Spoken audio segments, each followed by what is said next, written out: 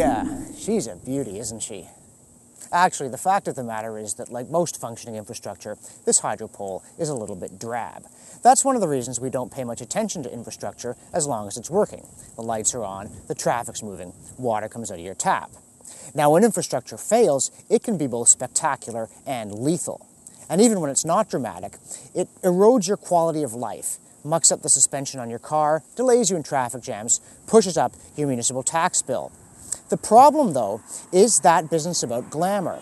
Infrastructure's not exciting. Infrastructure maintenance isn't exotic. And that's one reason why both citizens and politicians neglect it until something really bad happens. And it's not much fun trying to sort out where the problem came from by candlelight. So we thought, right now, we'd take a look at what infrastructure is, why things are going wrong with it in Canada, and what we can do to fix it. In the meantime, there is one thing I would like to say.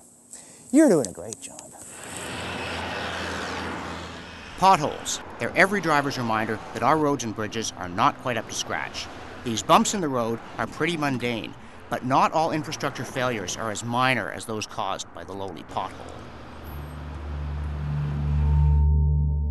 This is one of the most spectacular bridge collapses ever caught on film. The Tacoma Narrows Bridge in Washington State was nicknamed Galloping Gertie by the locals for its propensity to sway and jump in the slightest breeze.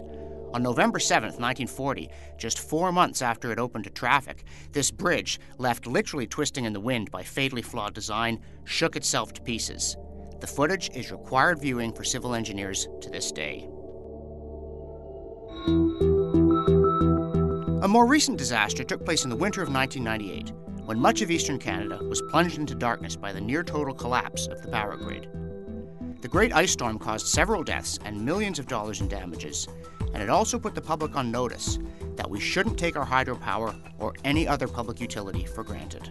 Infrastructure is a given.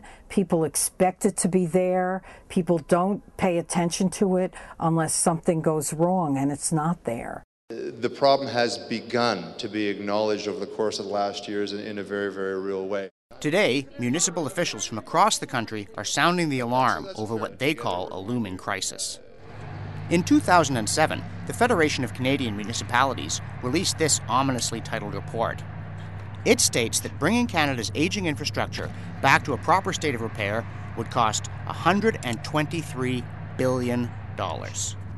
By not maintaining and upgrading their infrastructure, then you accumulate a deficit, a debt. And at one point, if you were to repair that infrastructure to a particular level, you would have to spend $123 billion. It's going up a lot faster than we originally hoped or frankly anticipated. I don't mind telling you that the $123 billion figure was higher than I personally expected it to be before we got our results back. In another 50, 60 years, our deficit could be easily $1 trillion, and the politicians don't seem to realize it. The reason we have a difficulty with the infrastructure is that there has been a lack of investment. If we don't have that investment, then our economies, the engines of the country, will potentially fail.